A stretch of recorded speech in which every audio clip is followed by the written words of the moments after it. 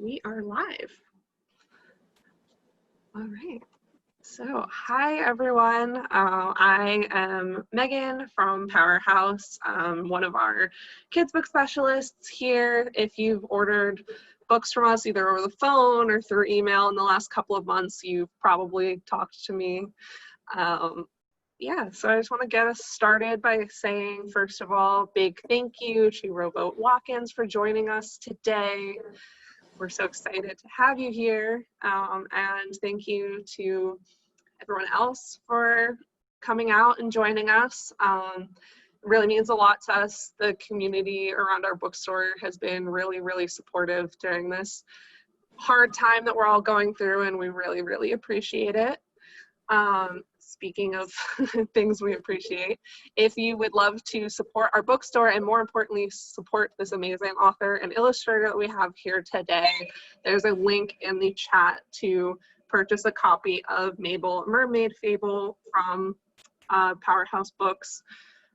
We would really appreciate that. It's a great way to support us, support the author, support a local Brooklyn author, which is even better. And yeah, so I'm gonna do a couple of quick just housekeeping things about the way this event will kind of work and just the way that you can interact with us while you're here, just for those who might not know. So if you have a question, there's gonna be a little Q&A button on the bottom. You will see it kind of has two little chat bubbles. If you have a question, you can go ahead and put that in there, and I will ask those to Rowboat a little bit later. There's also a chat button. That's a nice important one because that's where I'm going to be putting the link to buy the books. If you have any comments, you want to tell us how awesome Rowboat's mustache is, anything like that, you can do that in the chat as well. And I think those are the main kind of ways that you have to know about to interact with us with what we're doing today. There's going to be some fun drawing activities and some mustache making. So if you've got some construction paper for later, maybe some scissors, some markers or some colored pencils, that'll be really cool. If you don't have those handy right now, don't worry, you'll have some time to grab them later. So without further ado, I'm going to go ahead and introduce our guest for today. So introducing Rowboat Watkins, both the human version and the little paper version. That's a much funner version of me. I think they're both pretty awesome personally, but Rowboat Watkins is somehow a dad who likes to tell stories and draw with kids. He doesn't believe in turtlenecks or boots and is a recipient of the Sendak Fellowship and the Ezra Jack Keats New Illustrator Honor Award. Rowboat lives with his family, who have divergent opinions about footwear and shirts, in Brooklyn, New York, and shares a studio with three incredible picture book makers, Sophie Blackall, Brian Flocka, and Doug Salati. And you can learn more about him at rowboatwatkins.com. Yay! Hi, everybody. Thank you for coming to my little paper studio today. I thought that I would start by reading my newest book called Mabel, a Mermaid Fable. And then after that, I was going to show you some of the original, I guess, seedlings for the idea for the story. And then I thought I would also give you a tour of the studio because being a part of the studio and getting to work with other picture book makers is such a huge part of my everyday life, and it really informs me as a maker of books and pictures. So without further ado, Mabel, a Mermaid Fable by me, Rowboat Watkins. And I don't know, I'm gonna try and zoom in. Keep an eye out for those little eyeball-y things between the letters. So this is the jacket of the book. And this is the cover case, which is the thing that's under the jacket. And again, there are more of those little eyeball-y things, and you'll see them throughout the story. And I didn't really know what these were when I started, but I certainly did afterwards. So anyway, this is the cover case. This is the end paper and the title page. Mabel, a Mermaid Fable by me. Published by Chronicle Books, who's nice enough to let me join you here today. What was weird about Mabel wasn't her mustache. And then if you zoom in, you can see she doesn't really, we don't know what her mustache looks like.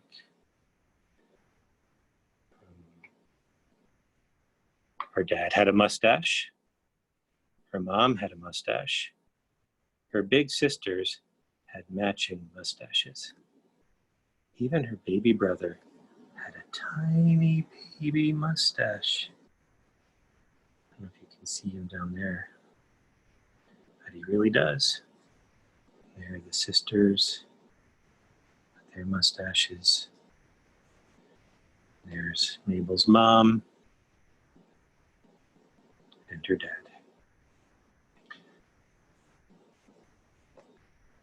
What was weird about Mabel was that she had no mustache at all.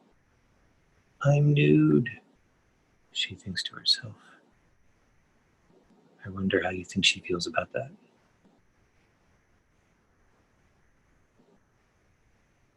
I don't like feeling nude when I'm swimming around in the ocean by myself, personally.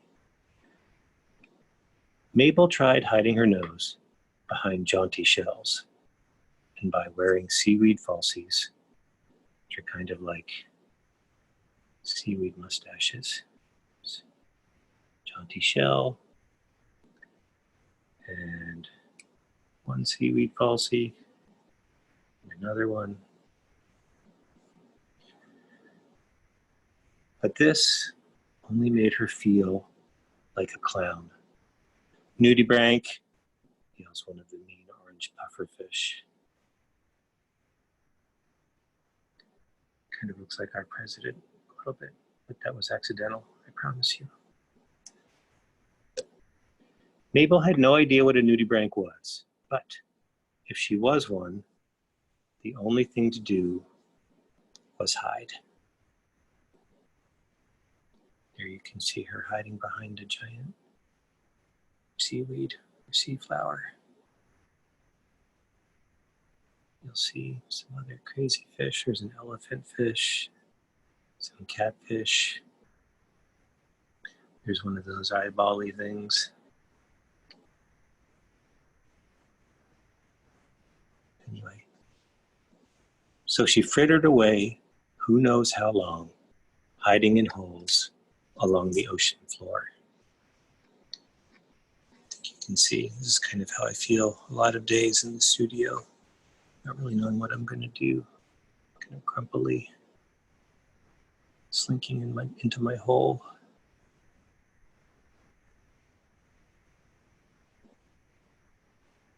So there's Mabel. She seems to be getting deeper in different holes. Until Mabel realized she was not alone. Who are you? She asked. I'm Lucky, said the giant eye. Who are you? I'm Mabel. Why are you here?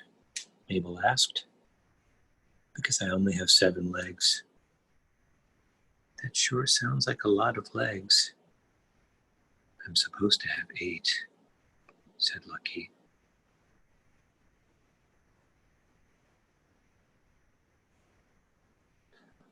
What can you do with 8 legs that you can't do with 7? Mabel asked. Count to 8, said Lucky. I can teach you to count to 8, said Mabel. And I don't know if you look very closely here in this drawing, but on the left side, whoops, sorry about that. The left side, there are 2 little shrimpy characters in the background, just to the left of Lucky. I don't know if you can see them. I don't know how this screen thing works for you guys, but there are 2 shrimpy guys over there. And if you swim your way over, to the right-hand page, there are 6 little shrimpy guys swimming around the treasure chest. And if you add 2 shrimpy guys plus 6 shrimpy guys, you get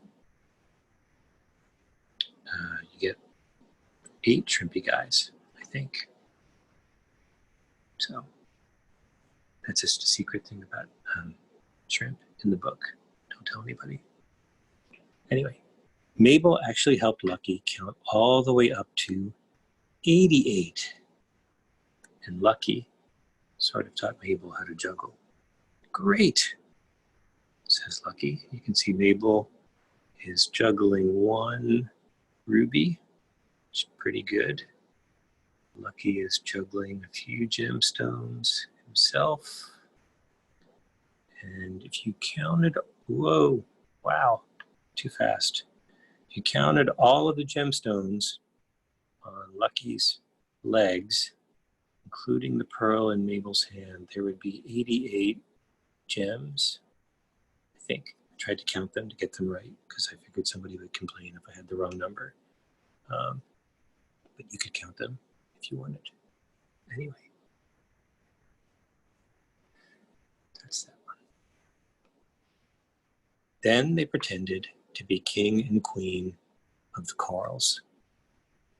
They seemed pretty happy swimming along. But if you look carefully over on the right-hand page in the corner, there's something a little bit suspicious over there. I'm not going to say anything, just letting you know. Nudibranchs, yelled the mean orange pufferfish.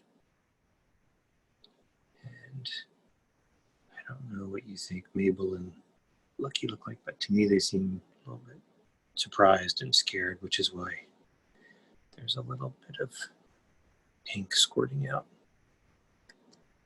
over there. I don't know if anybody knows what a nudibranch is, but maybe we'll find out.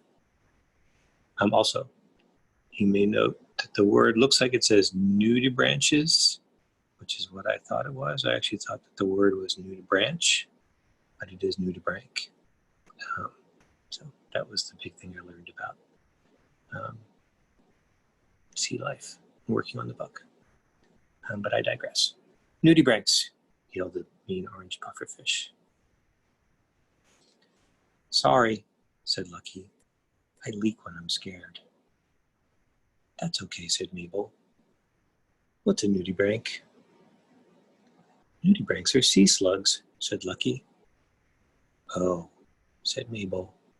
So that's why they're awful. They aren't awful, silly, said Lucky.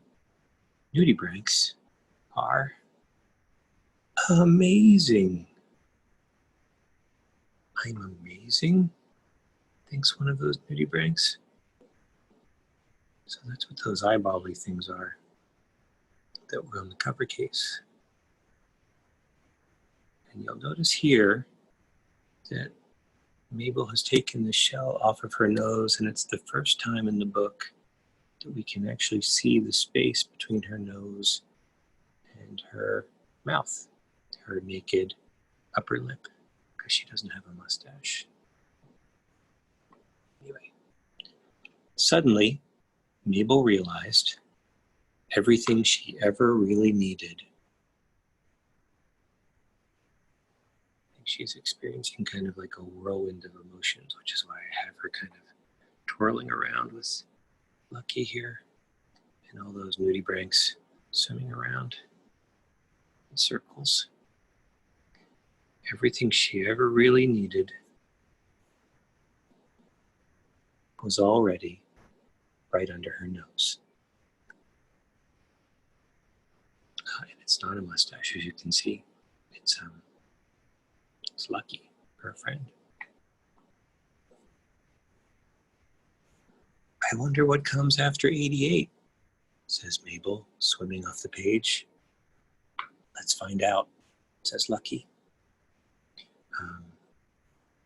And that is the end of the story, because I don't really know what comes after 88. We'd have to swim off with Lucky and Mabel to find out. But that is the end of Mabel, a Mermaid Fable. What I thought I would do now is show you some of the pictures. Actually, you may have questions about the book, and if you guys have questions, you can send them to Megan and she will forward them to me. But I thought I would show you that originally the book started off about a mermaid who actually did have a mustache. This is the very first picture of Mabel that I drew in one of my sketchbooks. And I started writing the story, I don't know, a lot of years ago, maybe 6 or 7 years ago. And originally, she was a mermaid who did have a mustache and nobody else did. These were early pictures of her sisters who looked a little too old. And this was originally what her dad looked like. Here's another early Mabel drawing. Anyway, I was drawing pictures of mermaids with mustaches for a long time. When my daughter was little, that was what I was doing. I tried to write a book about her, and it never really came together. In an early version, Mabel was using her mustache to unpick the locks on all the treasure chests that had sunk at the bottom of the sea. Her dad was a used treasure chest salesman, and he didn't know how to unlock the treasure chest, and Mabel's mustache was very good at picking locks. It seemed like a fun idea for a while, but I never was able to make that story work.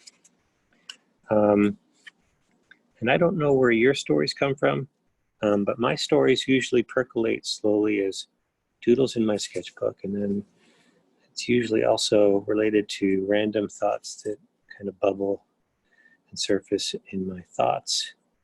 One of the things that I thought about in the years after I originally started working on Mabel was the daughter of some very good friends of mine who had been born their son.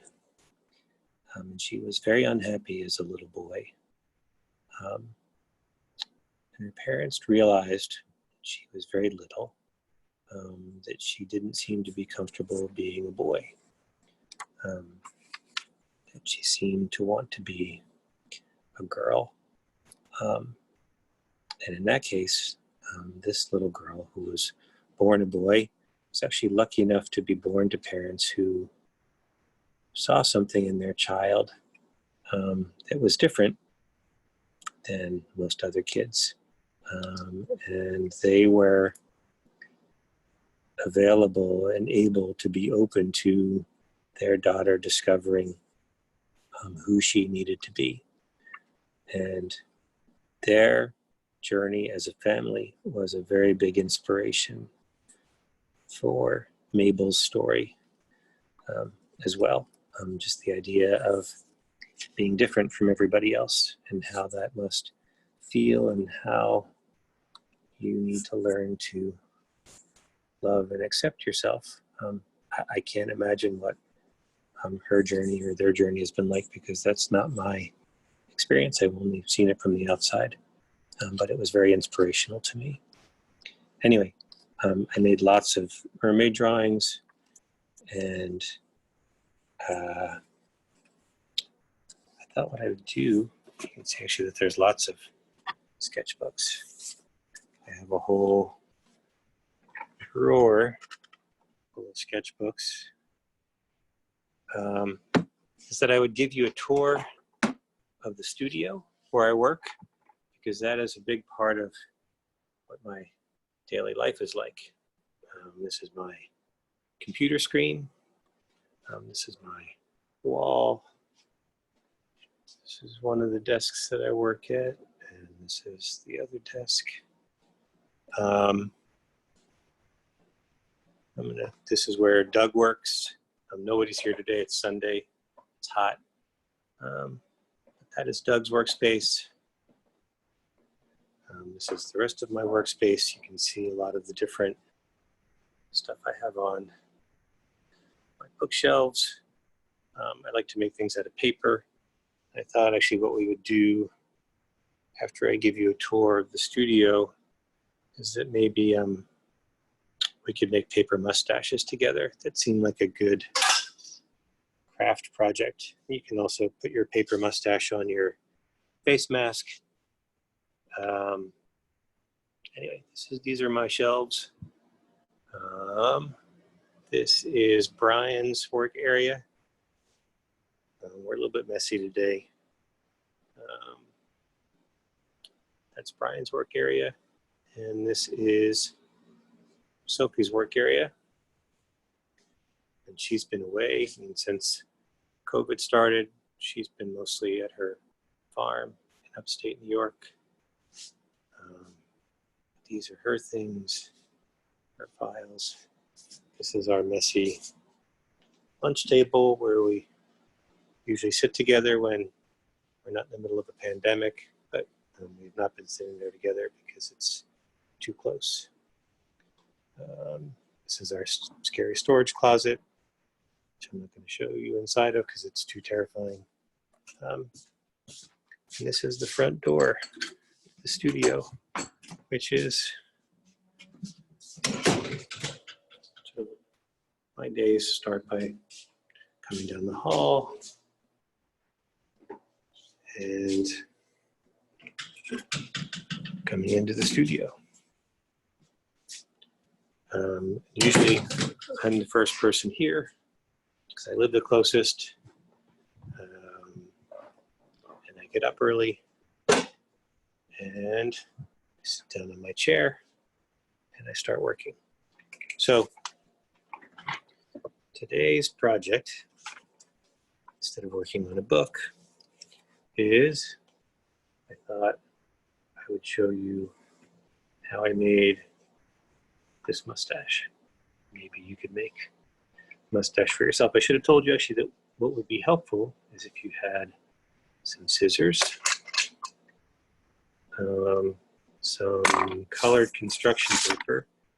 It could be brownish black or any color you want, and a pencil and some double stick tape. And show you some other mustaches that I've made. You can make, there's no one right way to make a paper mustache. They can be really tiny, they can be pointy, they could be seaweedy, they could be like the one that I'm wearing right now as I knock over my lamp. So I'm gonna make a black mustache. I don't know if you need a second to get some paper and pencils, or you can just make a list and maybe make it later for yourself and just watch what I'm doing. But I'm just starting with like a narrow piece of paper, just taken off from a larger sheet. And I'm going to fold it in half so that my mustache is symmetrical, which means that both sides are the same. So I'm folding it in half. And then you could trace out the shape of your mustache if you're not really sure. Let me do that. So it's gonna make a simple pointy mustache. So I'm basically just trying a shape like that. It's probably a little too wide. In the middle, that's gonna be the part that's under your nose. So I'm gonna make it a little bit smaller. And then cutting from the edge where the fold is, right? That's the part that's the middle.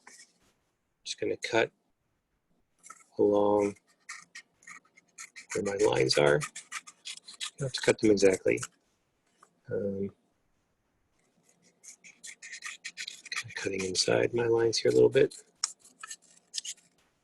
And what you wind up with is something that looks like that. Just kind of like a mustache, right? And then mustaches have hairs. So let's see if I can move my tablet here a little bit so you can see me drawing. I'm just going to make hairs on my mustache so that it looks more mustachy. I'm just making, you can make it however you want. I'm trying to make them a little bit kind of curvy, following the shape, because that's how my mustache works in my imagination. But you could just as easily, if you wanted to make a mustache with kind of more bushy, you could turn it to the other side. You could have a mustache that has hairs that go this way, right? I mean, there's no one right way to make a paper mustache. But whatever you're doing on one side, you probably want to do on the other side. Although again, since there isn't one right way to make a mustache, you really are making your own mustache rules. So you could have a mustache with polka dots, or you could have a plaid mustache, or you could have paisley mustache, or you could just do scribbles. Or you could leave it plain. Maybe you have a plain paper mustache. But whatever it is, once you're done, you have your mustache, right? A little bit, get some hairs in the middle here. I have no idea whether you can hear me or anything, but that's the mustache I did here on the bushy side. That's half of the longer side. But whatever side is going to be the side that's facing out on the opposite side, you're going to put some tape in the middle of your mustache, like that, and then turn this around. I'm going to remove this morning's mustache. I'm going to put on the mustache I made right now. It's a little off center, but that works pretty well. Anyway, that's how you can make a paper mustache for your pandemic masks. You can also wear a paper mustache on your face without a mask if you're in your house or somewhere where it's safe to be maskless. You could also turn your mustache into a pair of eccentric eyebrows, or you could have eyebrows and a mustache. You could probably put even more mustaches on your face if you were inclined. So that's how you make a paper mustache. Megan? Oh, wow. Look at that. It matches my hair. Wait, what color? That is the most incredible colored mustache. That's like a burgundy. I had some like red construction paper at the store, so this is what we're working with. That is very jaunty indeed. Mm-hmm. Wow. You know, it's got to be nice and red to match the hair. Right. I am very humbled by your mustachio prowess. Thank you. It's all your instruction. Did you find that was easier to make or harder to make than it seemed, or was it pretty straightforward? No, it was perfect. I sat here and cut it as you were instructing, so definitely would recommend. Fun little activity to do at home. Do you have very faint lines on your mustache? I can't really see it. So my screen is so. Yeah, look at that. Wow. Yeah, I've got some. I have some fun like colored Sharpies, so we were playing with those a little bit. That's great. Yeah. What a nice mustache. I would love to see if people want to send in to you. I don't know whether they can do that. Pictures of themselves wearing their mustaches. I will type right now my store email. And if you want to send us pictures of the mustaches that you made, please do. And I will absolutely pass them along to Rowboat, because we would love to see it. So if you send an email, it's in the chat, but it's just Megan, MEGAN, at powerhousearena.com. Please do send us pictures of your mustaches. It's quite fun.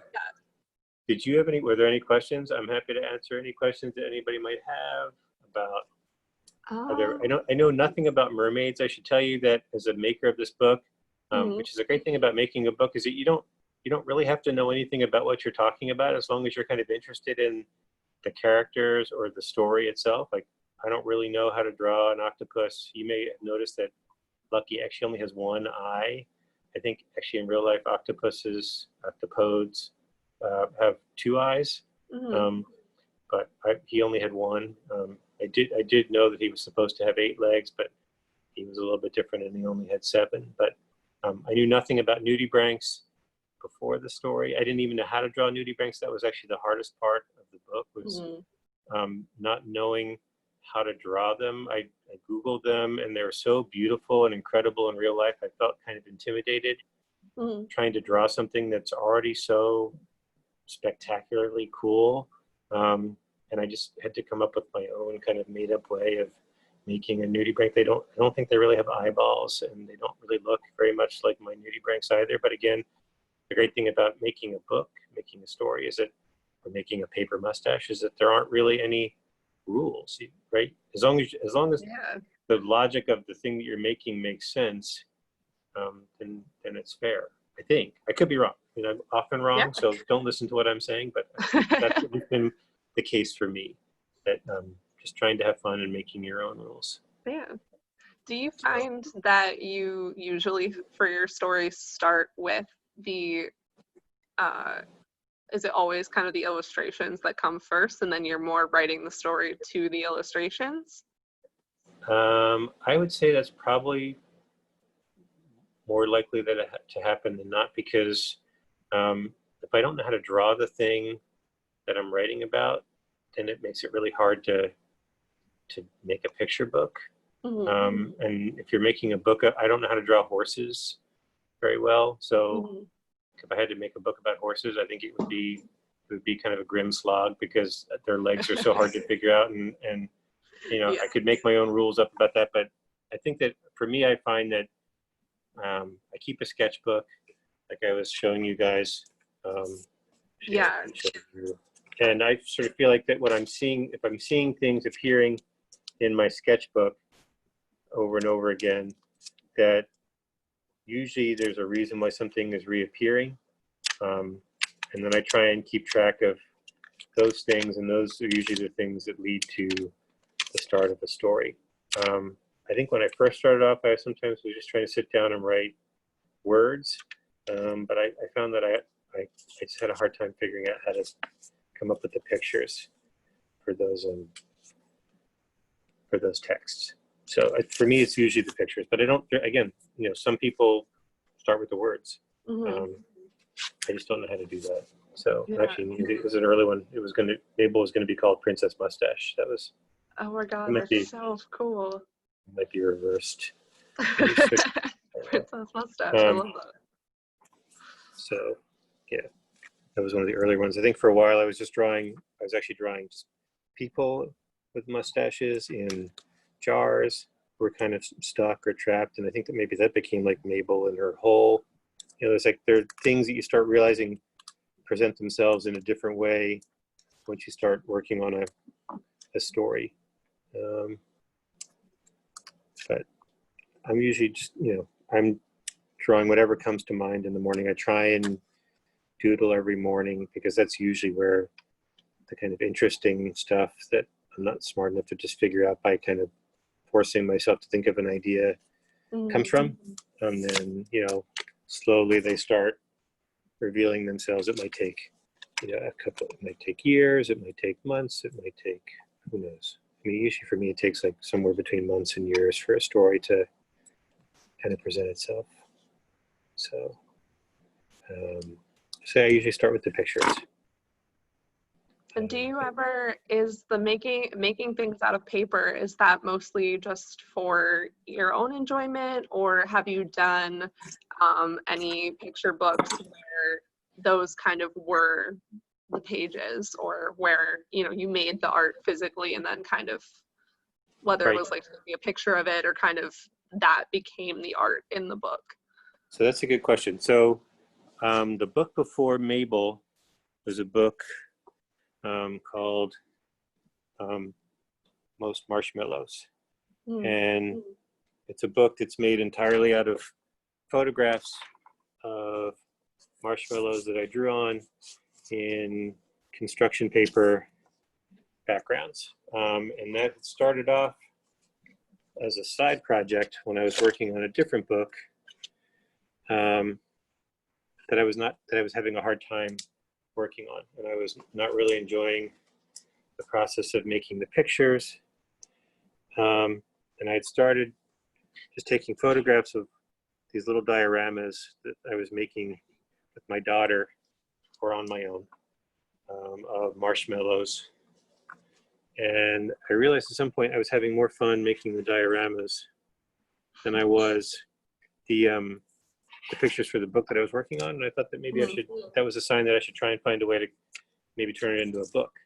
So a lot of the props that you see in my studio, well, actually none of these props are from the book, but some of, like this house is the house that's in the marshmallow book. I have a lot of the marshmallows that I just kind of kept. They get kind of dry and crusty if you leave them out in the air, which makes them good to draw on, but then sometimes the ants like to eat them. So, and they also sometimes like to escape. So I keep them locked in jars so that they don't go anywhere.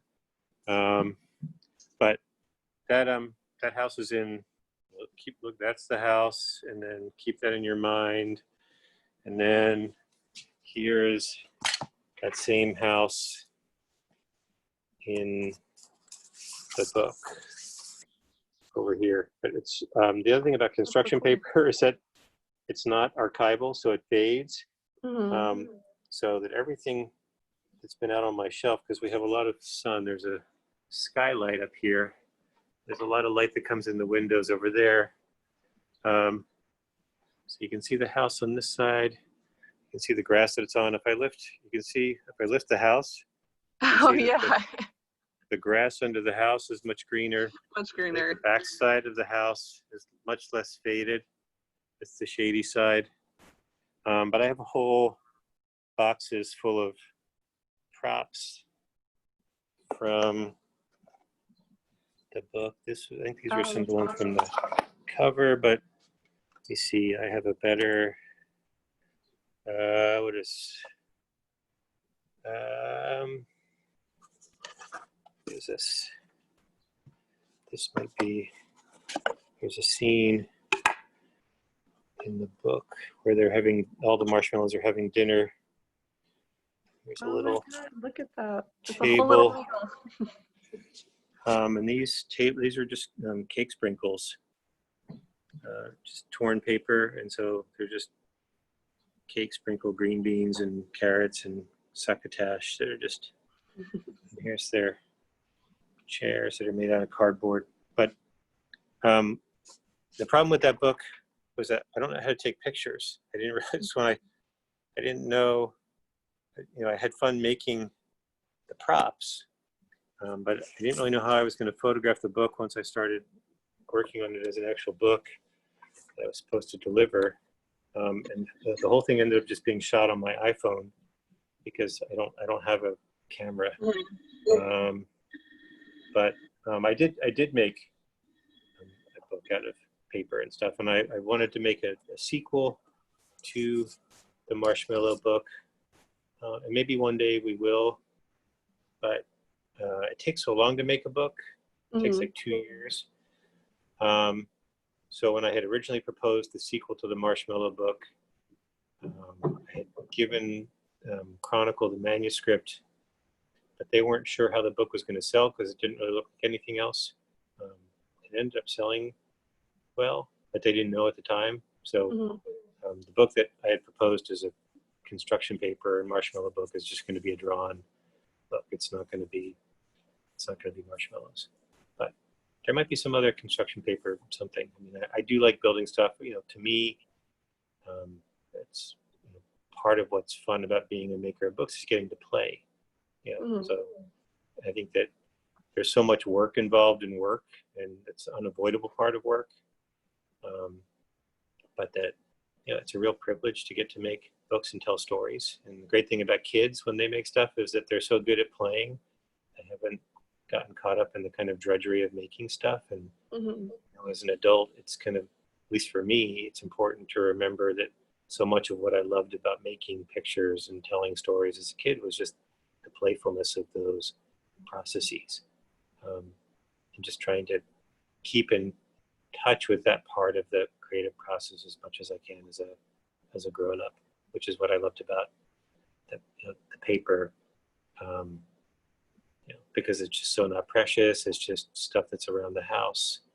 I love the kind of transgressiveness of drawing on a marshmallow. It's like, you know, it's like a perfect white surface that, and I remember feeling a little bit naughty when I first drew on my first marshmallow because it seemed very wrong. And I thought it was so exciting because it was such a beautiful, it was like drawing on a perfect piece of clean paper. They're kind of hard to draw on because they're kind of mushy and powdery.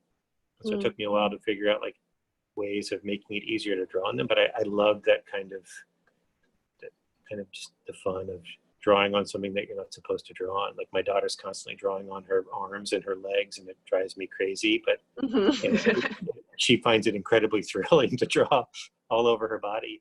So, you know, I respect her transgressive, creative spirit. I mean, as much as it annoys me as her dad. But, you know, I think that's a huge part of being a maker of things, is finding that playful, creative spirit, whether it's construction paper or marshmallows or shells, or, you know, like a lot of these, like the things that are over, these are just corks. You know, I had a bunch of,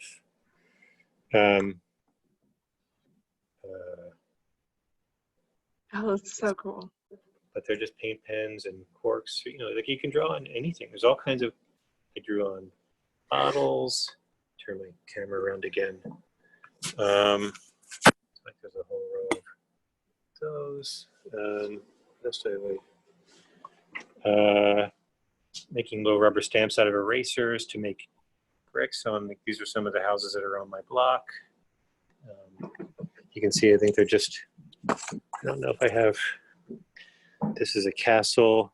This just toilet paper rolls that were turned into, two toilet paper rolls turned into a castle. Like, toilet paper rolls are great. They're yeah, you can make anything out of those things. Yeah, I mean, somebody was making Matryoshka dolls out of toilet paper rolls. I haven't done that yet. But I've always loved paper. I've always loved construction paper since I was a kid. And I was really excited to have a chance to get to make a construction paper book. Because, you know, I feel like that's so much of what kids are doing when they're, you know, in school, is making dioramas out of construction paper. And so. Oh yeah, I definitely remember doing that as a kid, and, you know, playing with marshmallows with like toothpicks and raisins and making little houses and stuff out of them, like sticking toothpicks into the marshmallows. I used to do that all the time. Do you still do any crafty things? Sometimes I'll, you know, I've got some coloring books and stuff like that, but it's definitely great that you can keep that kind of creative playfulness alive, and it helps make some really awesome stories. Yeah, well, like I said, I mean, I feel very lucky that I get to make books, and I feel lucky that I get to share a space with other picture book makers whose work I admire them as artists. I really adore them as people. They're just very generous, creative beings, and it is nice to be able to share a space with safe social distance, with people whose company I enjoy. So, and, you know, and getting to meet kids at stores and dealing with people like yourself who were at bookstores, who were interacting with kids, and just finding out what you know, what little people are enjoying to reading. Yeah, it's the best part of what we get to do. And thank you so much for, sharing the studio with all of us and giving us a tour and letting us kind of into your little creative world. We really appreciate it. I know I really thoroughly enjoyed getting to see all of it. I am going to post the link to Mabel one more time in the chat, just for anyone who might have missed it earlier. And I will mention quickly as we kind of start wrapping up here that our Storytime series is going to continue next week. Next week is actually the first week that we're having an author and illustrator from POW, which is Powerhouse Books, their children's book imprint. And they're going to be reading from Spectacularly Beautiful tomorrow or next week, which is Sunday, July 5th, 11 a.m. It's a really heartwarming story about a teacher and her student. And yeah, I really hope everyone will come out and join us for that as well. And most importantly for today, thank you so much, Rowboat, for joining us. Thank you for the mustaches and for sharing your studio and your book and just your creativity and your little world with us for the morning. Well, thank you for inviting me. It was really fun. Of course. And Right. Thank you so much to everybody else for taking a bit of time out of your Sunday to spend some time with us. Appreciate it. Yeah, I feel like I should. All right. All right. Bye, everyone. Bye.